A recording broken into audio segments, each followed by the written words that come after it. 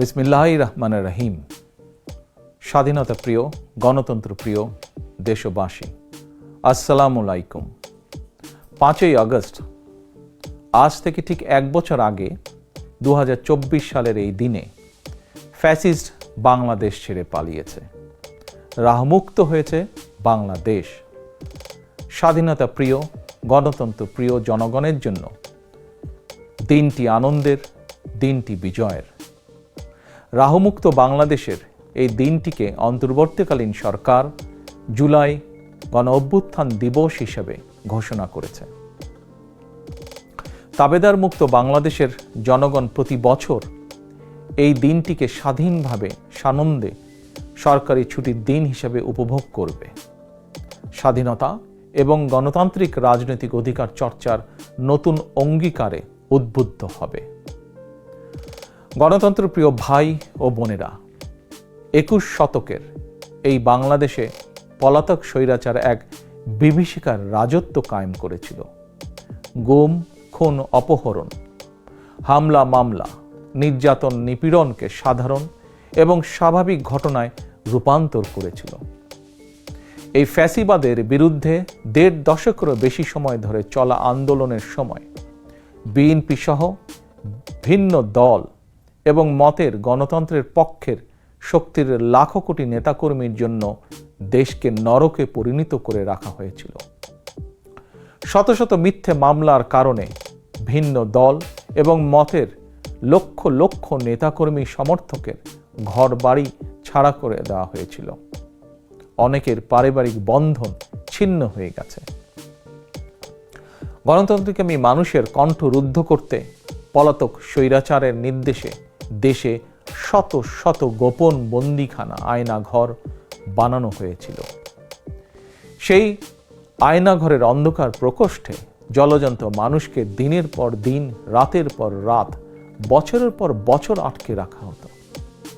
অনেককে চিরতরে গায়েব করে দেওয়া হয়েছে। বিএনপির সাবেক এমপি ইলিয়াস আলী কিংবা কমিশনার চৌধুরী আলমের আজও খোঁজ মেলেনি। বিচার বিভাগ, নির্বাচন কমিশন সহ দেশের সকল সাংবিধানিক বিধিবদ্ধ প্রতিষ্ঠানকে অকার্যকর করে দেওয়া হয়েছিল। সংবিধান উপেক্ষা করে মানুষের ভোটের অধিকার কেড়ে নিয়ে নির্বাচনী ব্যবস্থাকে প্রহসনে পরিণত করা হয়েছিল। দেশকে চিরতরে তাবেদার রাষ্ট্রে পরিণত করতে দেশের শিক্ষা ব্যবস্থাকে বিনষ্ট করার সকল আনুষ্ঠানিকতা প্রায় চূড়ান্ত হয়ে গিয়েছিল। বই খাতা কলমের পরিবর্তে রাজনীতির নামে শিক্ষার্থীদের হাতে তুলে দেওয়া হয়েছিল লগি, বৈঠা, হাতুড়ি বা চাপাতি। বিপর্যস্ত করে দেওয়া হয়েছিল দেশের অর্থনীতি। ব্যাংকগুলোকে দেউলিয়া করে ফেলা হয়েছিল। দেশ থেকে 28 লক্ষ কোটি টাকা পাচার করে বিদেশে পাঠিয়ে দেওয়া হয়েছিল।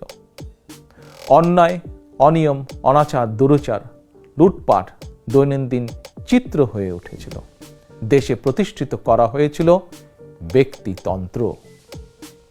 তবে শেষ রক্ষা হয়নি দেশের সকল শ্রেণী পেশার মানুষ, ছাত্র জনতা, কৃষক, শ্রমিক, রিক্সা চালক, মুঠে মজুর, গার্মেন্টস কর্মী, হোটেল রেস্তোরাঁ কর্মী, পরিবহন শ্রমিক, সাংবাদিক, বুদ্ধিজীবী, সংস্কৃতি কর্মী, গৃহবধূ, নারী, শিশু, এমনকি আমাদের মায়েরা সকলেই ঐক্যবদ্ধ হয়ে জুলাই আগস্টের গণ অভ্যুত্থানে রাজপথে নেমে এসেছিলেন।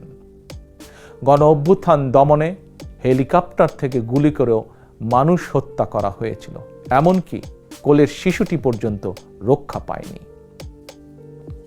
শহীদ আবু সাইদ, ওয়াসিম, মুগ্ধ, আমাদের এইসব সাহসী সন্তানদের বুকে গুলি করে হত্যা করা হয়েছে। শুধুমাত্র 2024 সালের জুলাই আগস্টের গণ অভ্যুত্থানে 1,500-এরও বেশি মানুষ শহীদ হয়েছেন। ছাত্র জনতা, কৃষক, শ্রমিক, নারী, শিশু, বৃদ্ধ, সাংবাদিক, শ্রমজীবী, পেশাজীবী, ফ্যাসিস্টের গুলির নিশানা থেকে কাউকেই রেহাই দেওয়া হয়নি। এই অভ্যুত্থানে আহত হয়েছেন কমপক্ষে 30,000 মানুষ। হাত পা, শরীরের অঙ্গ প্রত্যঙ্গ হারিয়ে আমাদের শত শত সন্তান শত শত ভাই ও বোনেরা চিরতরে পঙ্গু হয়ে গিয়েছেন, কিংবা চোখ হারিয়ে আজীবনের মতন অন্ধ হয়ে গিয়েছেন বহু মানুষ। এজন্যই আমি বলি, 1971 সাল ছিল স্বাধীনতা অর্জনের যুদ্ধ, আর 2024 সাল ছিল স্বাধীনতা রক্ষার যুদ্ধ। 1971 সালে শহীদ মুক্তিযোদ্ধাদেরকে বাংলাদেশ ভোলেনি। 24-এর গণ অভ্যুত্থানের শহীদদেরকেও বাংলাদেশ ভুলবে না। 71 সাল থেকে আজ পর্যন্ত দেশ এবং জনগণের স্বাধীনতা অর্জন, স্বাধীনতা রক্ষা, স্বৈরাচার এবং ফ্যাসিবাদ বিরোধী আন্দোলন, গণতন্ত্র পুনঃপ্রতিষ্ঠার আন্দোলন, এভাবেই ইতিহাসের প্রতিটি বাঁকে বাঁকে লাখো মানুষ হয়েছেন শহীদ। আজকের এই দিনে আমি আবারও সকল শহীদদের অবদানকে শ্রদ্ধাভরে স্মরণ করছি।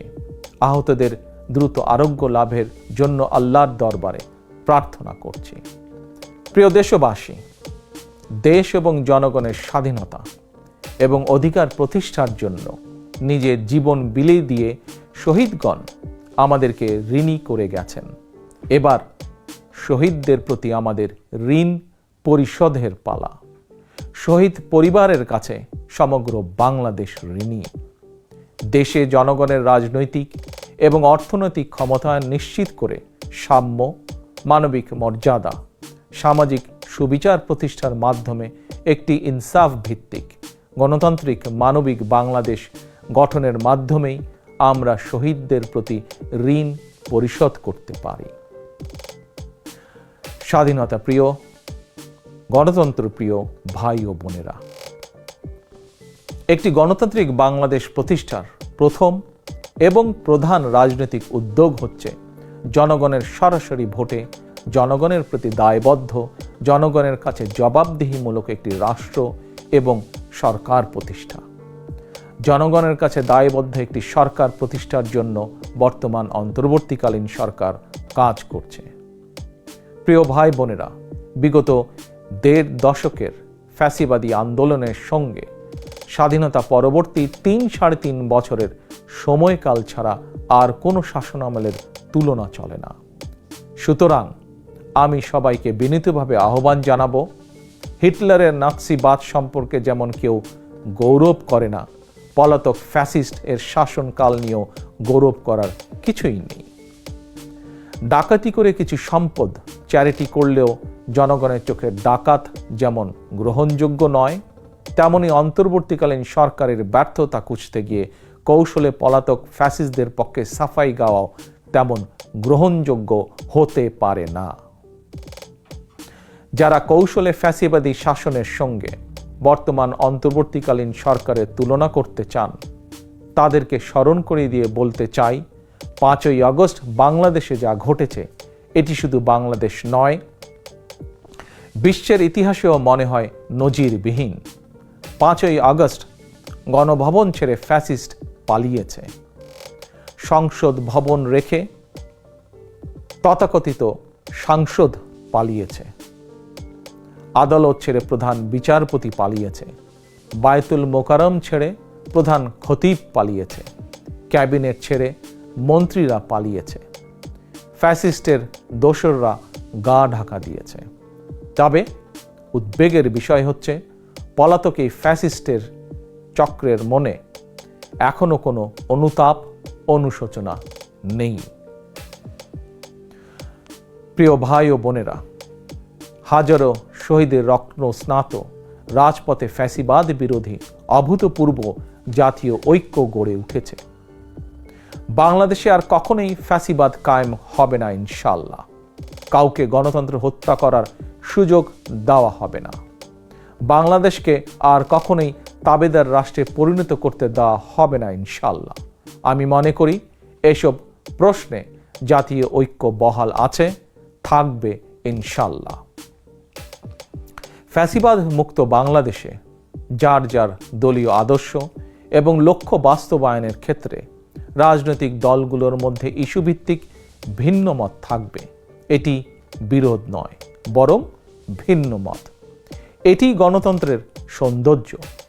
তবে ভিন্ন মত কিংবা বিরোধের মাত্রা যেন ফ্যাসিবাদ, উগ্রবাদ, চরমপন্থার উত্থান কিংবা পুনর্বাসনের কারণ না হয়ে দাঁড়ায়, সে ব্যাপারে প্রতিটি রাজনৈতিক দল এবং গণতান্ত্রিকামী জনগণের প্রতি সতর্ক থাকার জন্য বিনীত আহ্বান জানাই। আমি মনে করি প্রতিটি রাজনৈতিক দল যার যার দলীয় কর্মসূচি কিংবা এজেন্ডা নিয়ে জনগণের আদালতে যাবেন। জনগণ কোনটি গ্রহণ করবেন কিংবা কোনটি বর্জন করবেন এটি সম্পূর্ণ জনগণের এখতিয়ার। এভাবেই প্রতিদিনের রাজনৈতিক চর্চার মধ্য দিয়ে রাষ্ট্র জনগণকে শক্তিশালী করে তুলতে হবে। প্রিয় ভাই ও বোনেরা, স্থানীয় সরকার থেকে আরম্ভ করে জাতীয় সংসদ পর্যন্ত প্রতিটি স্তরে জনগণ যখন সরাসরি নিজের পছন্দের প্রার্থীকে নিজের ভোট প্রয়োগ করে প্রতিনিধি নির্বাচন না করবে, সরকার গঠন কিংবা সরকার পরিবর্তনের ক্ষমতা অর্জন করতে না পারবে, ততদিন পর্যন্ত রাষ্ট্র এবং সরকারে জনগণের ক্ষমতা প্রতিষ্ঠিত হবে না। তাই আসুন, রাষ্ট্র, সরকার, শাসন, প্রশাসন পরিচালনায় আর প্রতিদিনের কার্যক্রমে জনগণের গণতান্ত্রিক রাজনৈতিক অধিকার চর্চা প্রয়োগের সুযোগ সৃষ্টির মাধ্যমে আমরা জনগণকে রাজনৈতিকভাবে শক্তিশালী করে গড়ে তুলি। জনগণকে শক্তিশালী করে তুলতে না পারলে শেষ পর্যন্ত কোনো কিছুই শক্তিশালী এবং টেকসই হবে না। প্রিয় দেশবাসী, 2024 সালের 5ই আগস্ট বাংলাদেশের ইতিহাসের ঘৃণ্যতম ফ্যাসিস্ট পালিয়ে যাওয়ার পরপরই বীর জনতার উদ্দেশ্যে দেওয়া এক অভিনন্দন বার্তায় আমি বলেছিলাম, বিজয়ের কাছে পরাজিতরা নিরাপদ থাকলে বিজয়ের আনন্দ মহিমান্বিত হয়। সেটি পুনরায় স্মরণ করিয়ে দিয়ে দেশের গণতান্ত্রিকামী জনগণের প্রতি আমার আহ্বান, কেউ আইন নিজের হাতে তুলে নেবেন না, মব ভায়োলেন্সকে উৎসাহিত করবেন না, নারীর প্রতি সহিংস আচরণ করবেন না, অন্যের স্বাধীনতার প্রতি শ্রদ্ধাশীল থাকুন।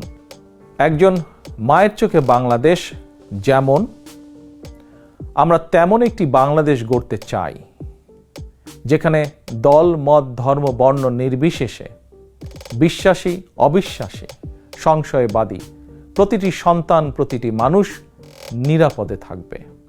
আজ এবং আগামীর প্রতিটি 5ই আগস্ট হয়ে উঠুক গণতন্ত্র, সুশাসন প্রতিষ্ঠা আর মানবিক মানুষ হয়ে ওঠার অঙ্গীকারের দিন। এই সুমহান অঙ্গীকার বাস্তবায়নের দীর্ঘ যাত্রায় আমি এবং আমার দল বিএনপি দেশের সকল গণতান্ত্রিকামী জনগণের সমর্থন এবং সহযোগিতা আশা করছি। আল্লাহ হাফেজ। বাংলাদেশ জিন্দাবাদ। বাংলাদেশ জাতীয়তাবাদী দল জিন্দাবাদ।